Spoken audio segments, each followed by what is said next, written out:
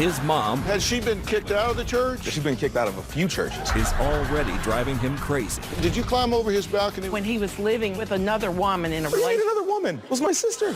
Mama drama. Do you show up at midnight and bang on the door? I had bought a rocking chair. I thought they should appreciate it. At midnight.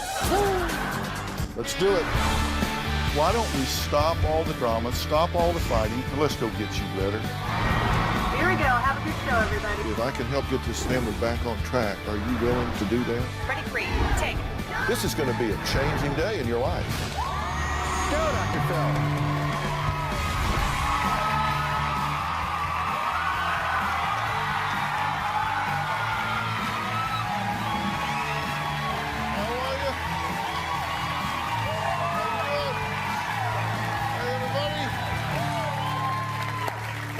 It's the new year, 2013. How about that? You know, every year we make resolutions. We make resolutions, but we never keep them, right? Come on, be honest.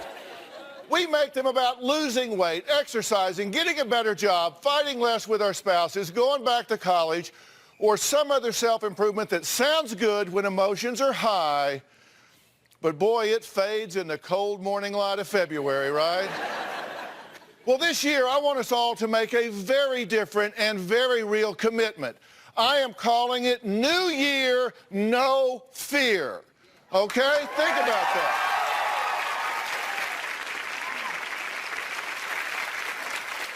Think about it. Aren't you tired of being afraid all the time? Aren't you tired of playing the game with sweaty palms? I want us to resolve, maybe for the first time ever, to start to deal with the absolute, unmitigated truth in each and every aspect of our lives. Resolve to no longer be afraid of the truth, no longer lie to ourselves about who we are, why we do what we do, or settle for what we settle for. I'm going to show you exactly.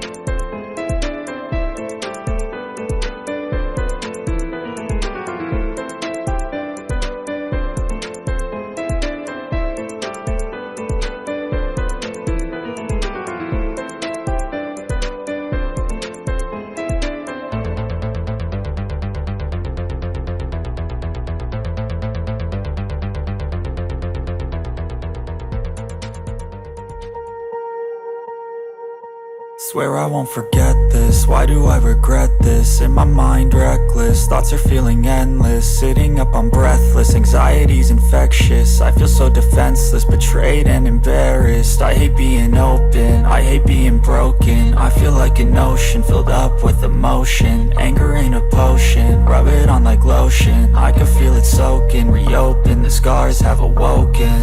I can't move on till I let go. I feel so lost, never at home. Need to be strong, every breath hold. Cause I can't move on till I let go. I can't move on till I let go. I feel so lost, never at home. Need to be strong, every breath hold. Cause I can't move on till I let go.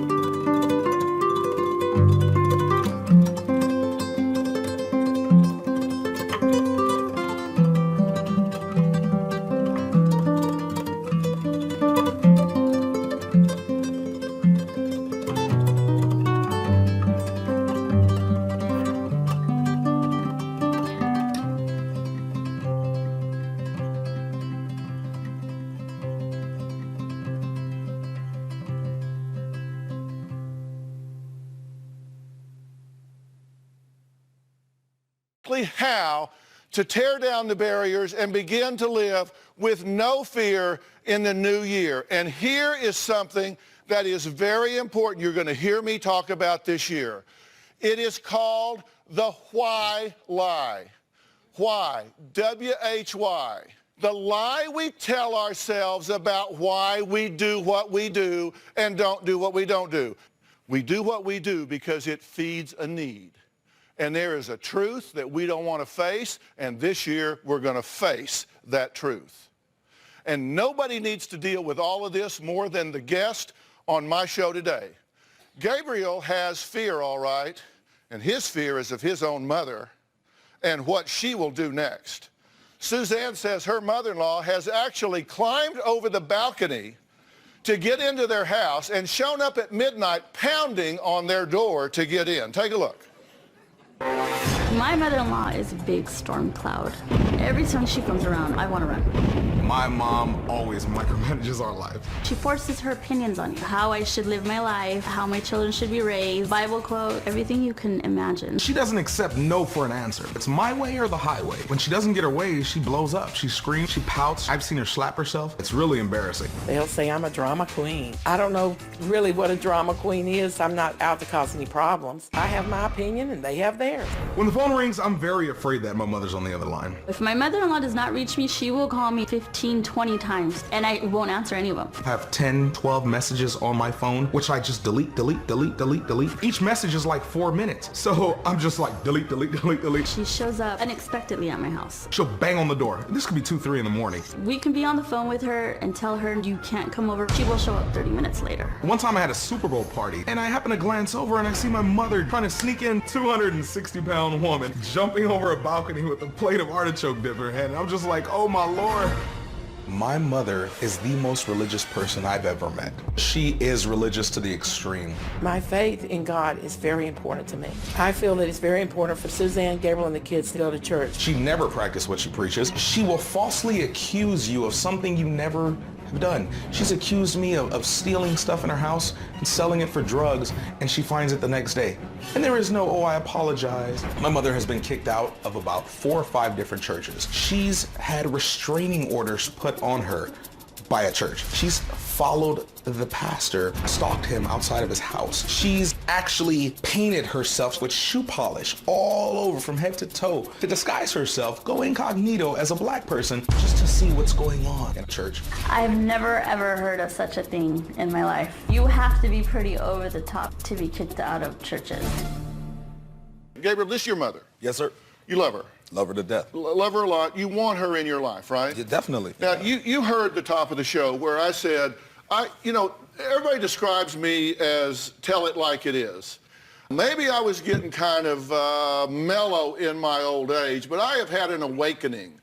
I think it is time that we get back to basics and start dealing with the truth. I agree. And Definitely. I want to deal with the truth. Are you prepared to deal with the truth about your mother? Even with your mother sitting here, because she's going to join us in a minute. Bring her out. Let's do this. All right, and do you think she's willing to deal with the truth?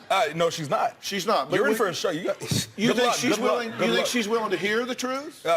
She might be. Hopefully. Or is she going to run out the back door before she ever gets here? She might do that. She might do that. Well, you're pretty quick on your feet, aren't you? Oh, you I catch am. her? I'm 300 pounds, but I'll. This is your mother-in-law. Do you love her? Yes, I do. Do you want her in your life? Yes. But you realize there has to be some controls here, right? Yes. And you want her to recognize and respect some boundaries. Definitely.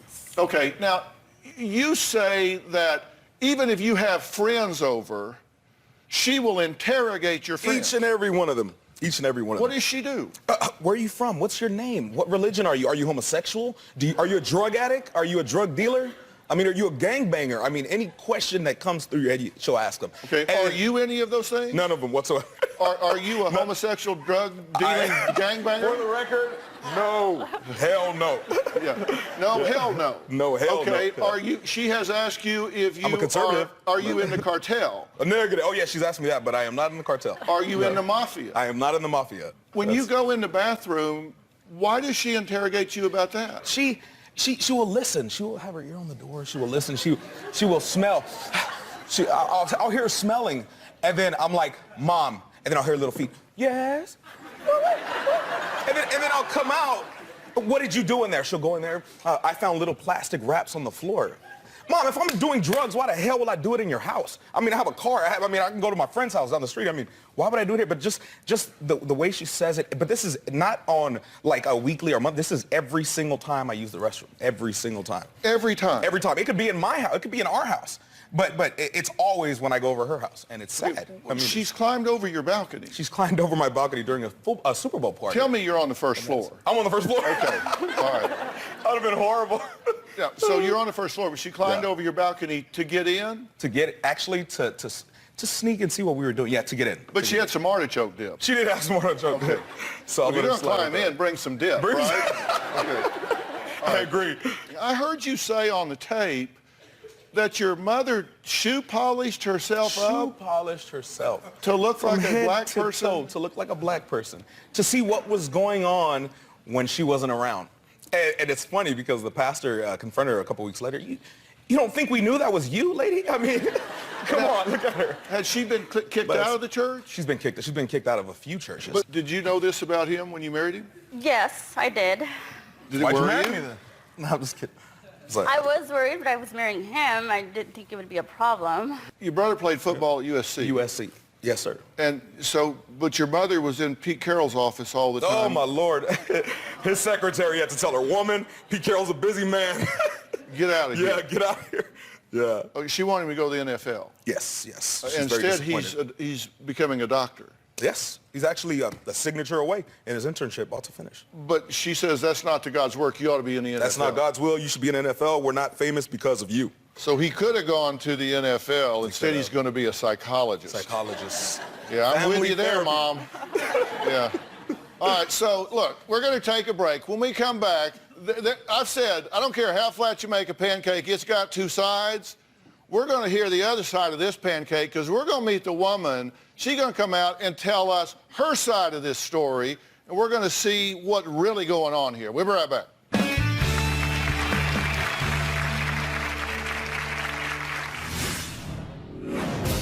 My mother has called herself the Queen Bee, the head matriarch. She feels everything is centered around her. I do not feel that I have to wear the pants, but I darn sure wear my skirt.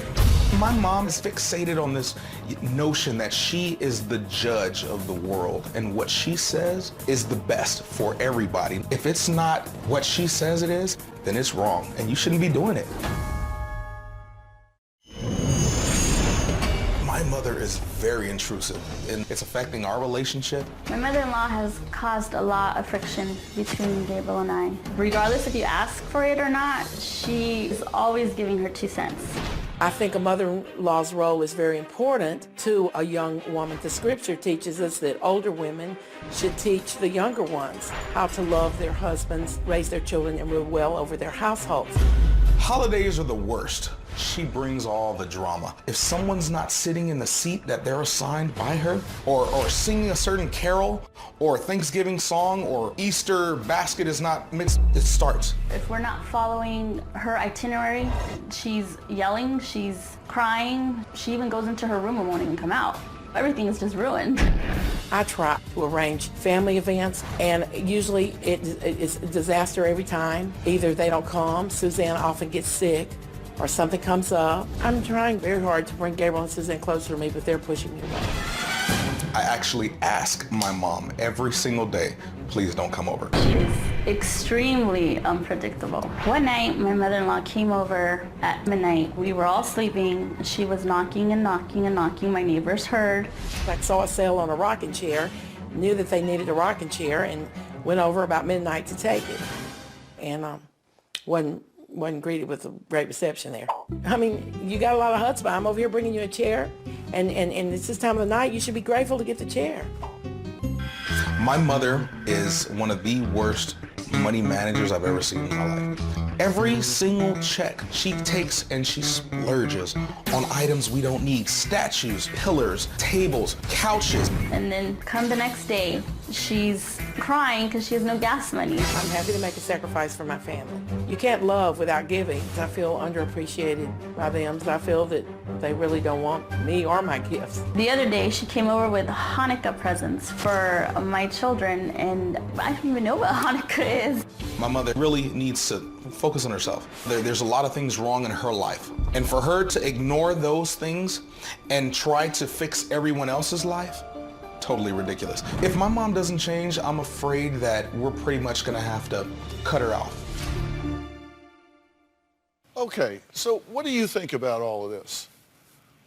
Thank you, Dr. Phil. First of all, I want to thank you for allowing us to be on the program. It's an honor. Well, you're welcome. Thank you. And I want to say, first of all, that I'm really nauseated right now, and I've had to fight a lot of tears. I'm really very much hurt right now because of some lies and gross exaggerations that my son is doing. Well, let's straighten them out. Yes, sir. I do not think that this particular program, though, is the time to discuss any kind of religious or church issues about this. I Right. don't think that's the issue here because What do you think the issue is? Well, I believe that I'm here because my son wanted Suzanne and I to come because I understood that he wanted us to straighten out our relationship between he and me, and between she and I. Okay, is he correct that in 5 different circumstances, we don't need to go into detail, you've had conflict with the churches that you've been in? Probably more than 5. Well, we'll just pick the 5 that we talked about. Would that be true in a general sense? No, sir. Well, did one of them get a restraining order against you? Yes, sir. Do you think that there are any boundaries that you cross with these two as far as their lives and their home? Every conversation, sorry to cut you off, Dr. Phil, but every single conversation. Do you think there are boundaries that you cross with them? Yes, sir. What would they be? Well, they asked me never come to the house without calling, and I don't have a cell phone that's working or anything right now. I can't afford one. But the thing is, I do call when I can. Many times, though, they don't answer the phone calls. So if I have something to take to children, food, toys, clothes, or maybe something I pick up for Suzanne or him that I feel that they need or want, I'll just, go over. But I try to, on respect, to call, and I'd say about 75% of the time now, since I know how adamant they are on me calling, I do. I'm from the South, and we just kind of, y'all come on down, drop by for a cup of coffee, that kind of thing. So it's a little hard for me to, you got to call every time you come, especially my own sons. Yeah. But if that's what they want, then that would be violating a boundary if you don't do that, right? Because you might be, I'm from the South too, my mother loved me with food, and everybody just y'all come, the door's open, and all open door that. Policy, yes. And all, but if that's not the way they are, then just y'all coming over there with a cake and some coffee is just not real good if that's not what they want. And you would have to respect that, right? Yes, sir. Did you climb over his balcony with plate artichoke dip? I did go. It was a spinach dip. Wait a minute. Spinach dip, sorry. Maybe he's spinach, got an but I excellent think memory. it was artichoke. This happened many years ago when he was living with another woman in a relationship. It was my Scarlett, it was my sister. But he made another woman. Okay, I thought it was the time you had the That's Super another Bowl woman. party. Come on. He lived in with another that's another lady woman, you're before right. this lady. I don't care who else was in the I house. don't remember climbing over a balcony, Doctor. Your leg was over it. Oh, well, maybe. I said, Mom, I'll walk you around. Then that must have been true, but that was many years ago. I was young and agile then. But these are just examples why. I couldn't do that these days, Doctor. Do you show up at midnight and bang on the door? I showed up at midnight once to bring a rocking chair Once? that I had bought on Walmart on sale, and it's because I have a small VW and a convertible top, and I couldn't drive all the way home with But that did it rocking seem odd chair. to you that you're showing up at midnight banging on somebody's door with a rocking chair? Banging, blowing, nonstop. wake 'em up. I'm like, Okay, No. at midnight with a rocking chair from Walmart, Does does that seem out of pattern to you? Like this No, is sir. that- Because they lived 2 blocks down the street from Walmart. It was a cold night in the spring, I believe, and if I had gone home with the rocking chair in my car, I would have had to ride with the hood down, and then I would have been sick because of the cold. And they lived 2 blocks from Walmart. I didn't think anything about it. I thought they should appreciate the rocking chair. at midnight. Whatever time. He says that you have said to him, I wrote this down because I thought it was significant, may the Lord cause you to be uncomfortable in life. last week. You don't want your daughters dead because you don't listen and obey. That's kind of harsh, isn't it? That's very harsh, and that's probably a little, not quote verbatim. Well, it's what... No, you've said that, Mama. As I said, he sometimes grossly exaggerates. I have tried since childhood to, since my children's growing up days. I am not a person who wants to force or cram Jesus or Jewishness or any other religion or anything down anybody's throat. I am not trying to do that. Yes, you do, Mom. But I am responsible before God and man and my husband of how we raise our children. You're not responsible. I'm over 18. I'm out of your house, Mom. They are grown. But I have warned all my kids that they must have the fear of the Lord. I can't force them to have the fear of the Lord. You force us every day. I cannot we walk in the door, you. it's sit down, I want to talk to you, and if you don't, you're going to hell. I need to show you what I just heard on this sermon. And Mom, I have homework. I have to go. I have to go to work. Okay, hold on. We have to take a break. Linda spent 8 days in jail and says it's all her son's fault. We're going to find out why she blames him for being behind bars. We'll be right back.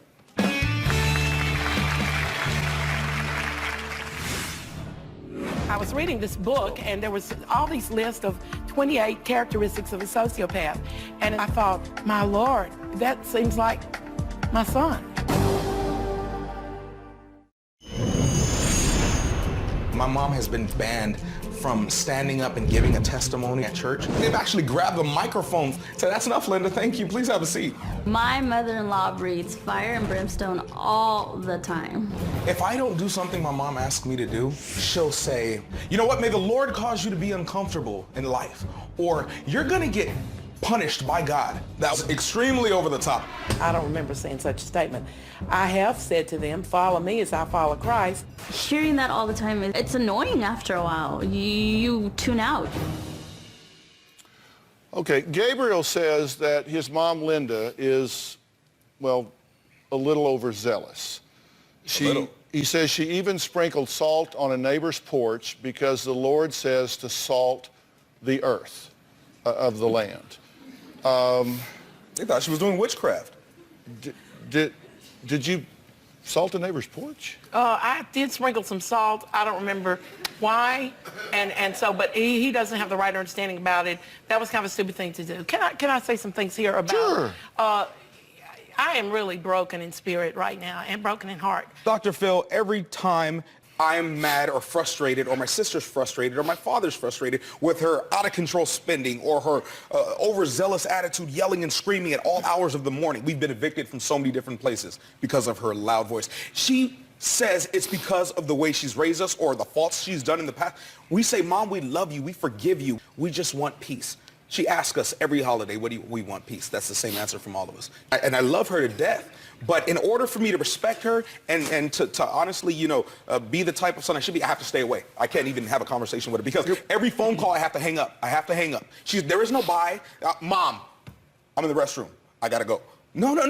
Mom, I'm driving. I got to go. No, you're not going. You're not hanging up. Mom, I'm at work. There is no hanging up. It's you're listening to me now. And it's irrelevant. But hold on. Stop. Is that true? Is that how you relate to him? I try to respect his time, but the issue about the bathroom when I was knocking, it was because on his off day, he had promised to do things for me. He's living in our house again. She kicked him out. I really need for my children at this time, especially Gabriel being the firstborn son, I need him to step up to the plate and be a help, be a man, and not cause more grief. Every day I try. What can she do to have peace with you guys? Respect our feelings, respect our way of life. Behaviorally, what can she do? Calm down. I mean, peace. Talk with a respectful tone of voice. Don't bring up the past. Don't always constant complaining on a daily basis what she doesn't have, and we're the reason. What could he do that could bring you some peace in this relationship? What could he do? What could he alter that could give you some peace? Well, he could stop telling lies, I don't lie. Stop. Yes, he does lie, Well, it's not about you, Mom. And can I just say this? Why would I lie about my mom? Okay, hold on. I want to say this. I saw a book a couple of years ago. I had seen the movie. I was in Barnes & Nobles or Borders, a book about the up in New York State, Long Island. Remember the man that Italian man, Buca. And I was reading this book, and there was all these lists of 28 characteristics of a sociopath. And as I read those lists, I thought, my Lord, that seems like my son. And it worried me. I'm wondering, because it was this man had a serious cocaine problem and habitual, he was, habitual liar, his wife said, so I don't know, I'm not judging. But I am having a serious problem with lying and gross exaggeration. The drugs he has been on or something has totally affected my son's mind. His whole personality has changed. Drugs. So I don't know if this is a chemical imbalance. Chemical imbalance. It's abuse. Every time we argue. Okay, hold on. He's abusive. I apologize. Hold on, I know what I'm doing here. This is not my first day, okay? So your fear, if I'm hearing you right, is that you have raised a full-blown psychopath. I don't have that fear because, you know what? No, you said you read the book and they listed 28 characteristics. And out of those 28, I saw about 25 or 26. Okay. I would consider that a Okay, so He hadn't read it, but I did mention that to Suzanne. I said, Suzanne, just so, keep the book and so read my it. fear is, you're saying your fear is that you're based on this book, Jelly Buttafuoco? That's it. Yeah, That's okay. the one. All right. You're good, Dr. Phil. Yeah, no, my wife was telling me she... But based on those characteristics that were listed in this book, you say he seems to possess a vast majority of those characteristics that describe a sociopath, psychopath. When I read the list, I thought, that sounds like things he does. Now, And so therefore, what- you what's think the that may mother be to what do? you're dealing with. Sir, first of all, I heard you think about fear, and that's really good, and I've had to deal with fear all my life. But you know what? The God I serve has not given me the spirit of fear, but of yet love, she's power, afraid every and day. a sound mind. Every day. I deal with fear every day. People are I go following in us. lions' dens. I'm in the lion's den right now. But how is he responsible for you being in jail for 8 days? Like I said, I have not been a perfect person at all. I wanted some lawn chairs. I asked all my family, everybody chip in $25 and let's buy some outdoor chairs, because I like to do family barbecue and all that, being from the South. So nobody wanted to chip in any money, and I did a wrong thing. I made a wrong choice. I went to a store. I don't want to name the store, but I went to a store, and I took the chairs and to see if they fit in my car, and the security guard followed me out, and I was arrested for petty theft. To see if they fit in your car. I did shoplift, and I see that. That's the first time she's actually admitted that. I admitted it, and I've had a problem. How was that his fault? It's not his fault. So what happened was, on the Super Bowl Sunday, the day that they had the he's talking about 8 days in jail. the Janet Jackson incident, I mean, he was about 18 or 19 years old. My son came home. My husband had just been in the hospital overnight and was watching Super Bowl. He came and watched half of it, and I remember the halftime. He left. He came back either intoxicated or on drugs. And either or, because I don't know. I'm here to find out what's wrong with my son. Is there a chemical imbalance? Is there a psychological issue, emotional, or is this a drug problem? I don't know what the problem is. God has not revealed to me everything what's wrong here. Well, he works in mysterious ways, and maybe he's going to have me tell you some things here. All right, when we come back, we're going to find out why Gabriel, who certainly is not a perfect son, threw a pie at his mother and demanded that she get out of his house. We'll be right back. Okay.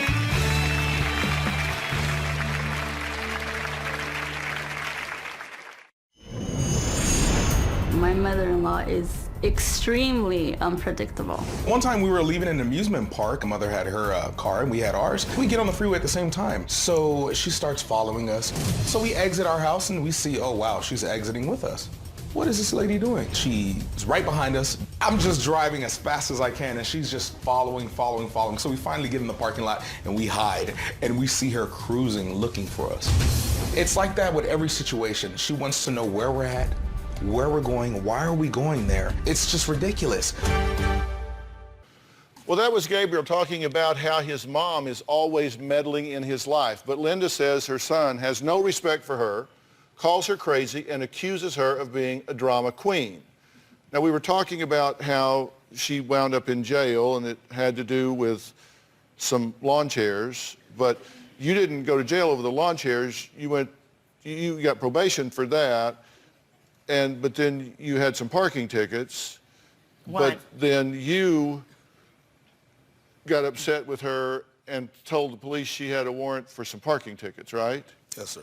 Tell them why. And Please. And why did he do that? Well, my husband asked me to call the security of the apartment building because Gabriel came home intoxicated and or on drugs. He said, if you don't shut up to me, if you don't shut up, I'm going to throw water on you. So he threw 2 big glasses of ice water on me. This is in February, a cold, rainy night. Are you serious? And I was going up the stairs that are wooden stairs, and I could have fallen and hurt myself. My husband said, just, call the police. So I went out the other door, went to a neighbor, called the police to come. We didn't want to have him arrested. We just wanted him to go somewhere, spend the night, and calm down, because he had put ketchup in my hair. He poured 2 glasses of ice water in my hand, which is not the first time. He actually last week sprayed air when I was banging on the door to try to deal with him at my house or my apartment. 4 in the morning. No, he came home from work at 3:30. I'm trying to find out. He's been gone the last 2 days. He went back to Susie's. He's in and out, burger, always in and out. And so he's now at our house since she kicked him out. So, anywhere he lays his hats is home type thing. He needs to get out and get his own house. Rolling Stone. But the bottom line, Rolling Stone. So the bottom line is, he should respect this house. He had promised to do things for me physically that I respect you, Mom. I respect your house. Every time that we walk through that door, it's yelling at us. She cries. I've seen her beat herself. Beat me like Nicole. That was her phrase. I'm going to a women's battered shelter. You guys are killing me. It's always extreme with my mother. Well, and we say we love you. What do we need to do to calm this situation down? There's nothing you can do, Doctor. Respectfully. But we've tried. So we agreed to be honest. What needs to happen here? You agreed to be honest. Say what you have to say. I'm right here. Don't worry. Just say whatever you want to say. Anything. Say it. I just want peace. I want her to respect my opinions. I want her to not tell me how to raise my girls. It stresses me out. And you think you're a decent mother? You think you're a good mother? She's the best mother. I do, yes. You love your girls? I love them. Do you think she's a good mother? I think she loves her children very much, but I think Suzanne and Gabriel both, individually and as a couple, need some serious counseling. We need counseling. Maybe they do. I offered to help them get some premarital counseling before they married, but they chose to shack up and have these children. So when baby number 2 comes along, I said, come on. You guys love each other. Let's make a commitment to God and to each other. And I married them right there in my living room. But as a license, I said on the spot, but I regret doing that, Doctor, because I think I interfered where I shouldn't have. They should have made a decision. However, they didn't take, when I went to Christmas. So you married them? I married them in the living room, just on Johnny on the spot thing. But then later, my son says. Did you have a marriage license? No, sir, they're not legal. I don't know the real reason they don't get married. We are married. But I would like to see my grandchildren grow up in a home that's committed, that's steady, and that's solid. And the way she keeps throwing him out for whatever reason, and I'm sure she has her reasons, he's not stepping up to the plate to be responsible, to get his own apartment, just living with her. And she has 2 other children by a prior relationship. So my son took on a lot. And I don't know if he's equipped to handle it all. Do you think she's a good mother? Do you think she knows how to mother these children? I don't know enough or with her enough to see.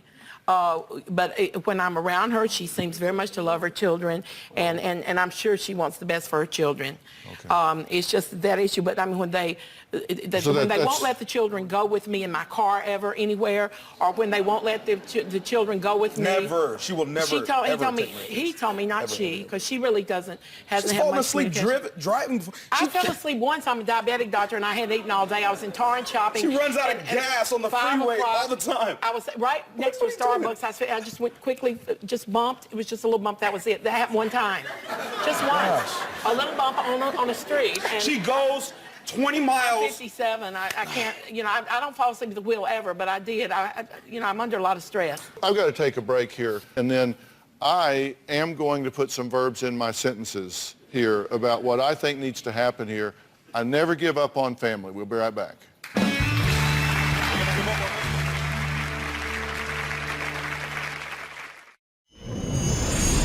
Gabriel does not allow me to be with the grandchildren as much as I would like. My kids do like visiting their grandma, but when she gets all dramatic, they get scared and they want to leave. I've had to kick her out of the house before because of her boisterous, loud tone. He comes up sometimes with ridiculous excuses as to why I can't take the children places. For 4 years, I've been trying to get them to go to Oktoberfest. and go see the weenie dog races. They refuse every year.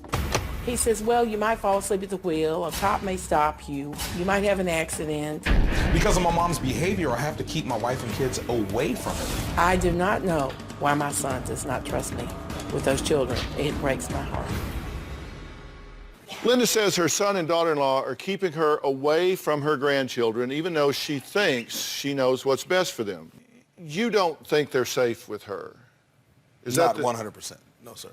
Because you said she fell asleep, she has Different things. poor I mean, judgment. all the time, with every situation. With them. Are you concerned? Well, if he's concerned, I'm concerned. That's his mother. So if he says no, then Right. no.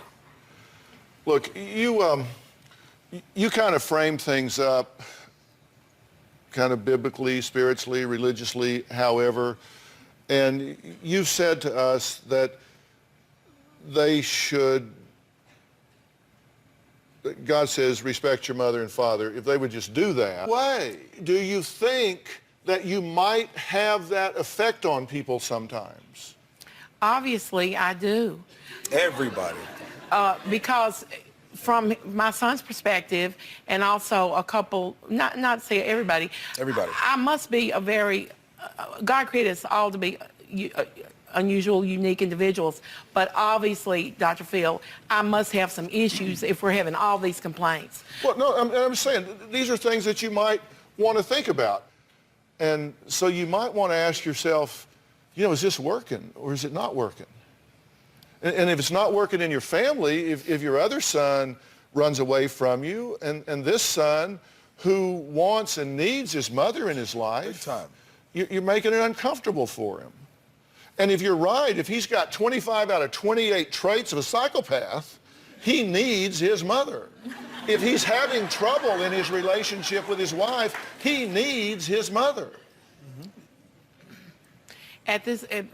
In the last year or so, 2 years, I've even expressed to both of them, if they don't want me in their life, why am I here if they don't want me to be around their grandchildren? So I'll kill myself. I'll just move back to Mississippi. No, they and do. write That's my why book. they're here. They didn't come here to get rid of you. They came here because they want to fold you into their life. They know how to get rid of you. They know how to cut you off. They came here because they want to fold you into their lives. Exactly. That's why they came. They didn't write a letter and say, hey, will you help us get rid of this nutty woman? They wrote and said, will you help us bring our family together? That's the letter they wrote. Well, as you know, Dr. Phil, our youngest son is a doctor now of psychology. He has told me, Mom, you need to see a therapist. He's told me over and over. Well, This is the nicest she's ever been. well, hey, I have that effect on people. Give me a break. All right, we're going to take a break. And when we come back, I'm going to tell you the why lie that's going on here. We'll be right back.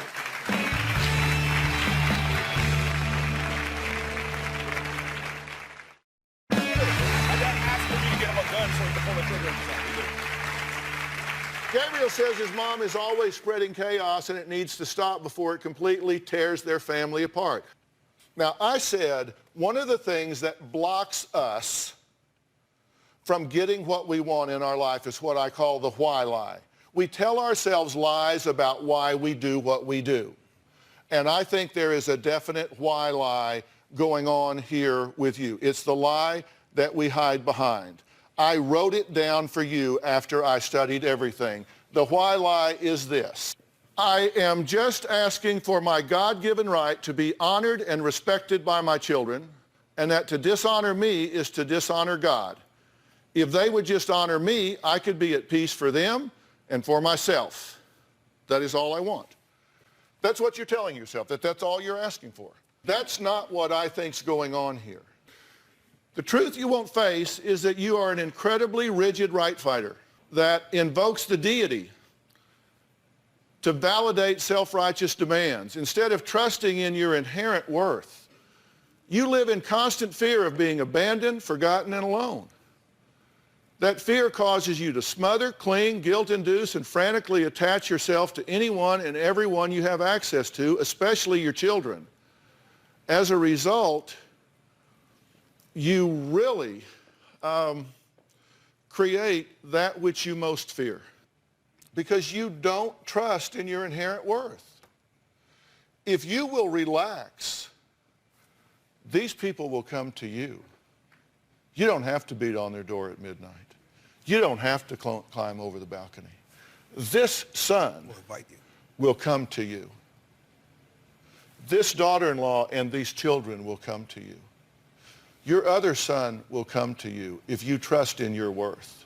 You create the very thing you fear, which is being alone, because you push them away.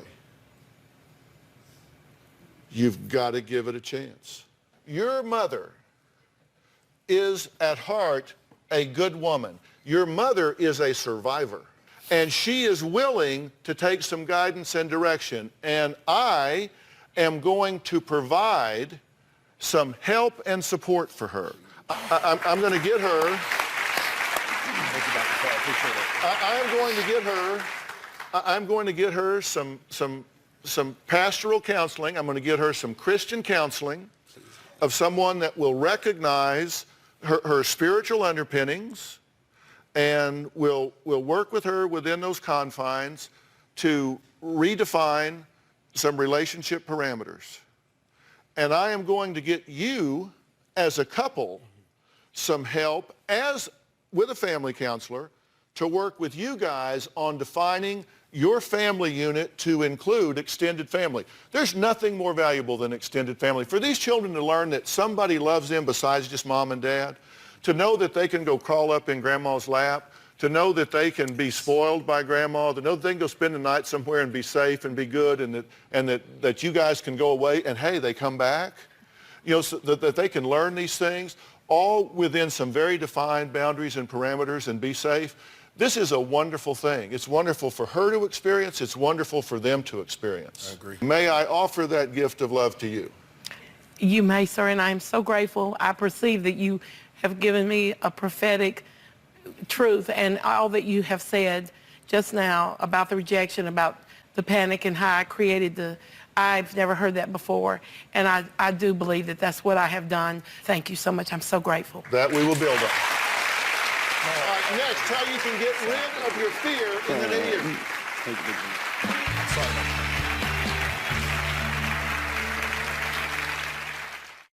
Well, I want to thank all of my guests today, and we were talking today about what I call the why lie.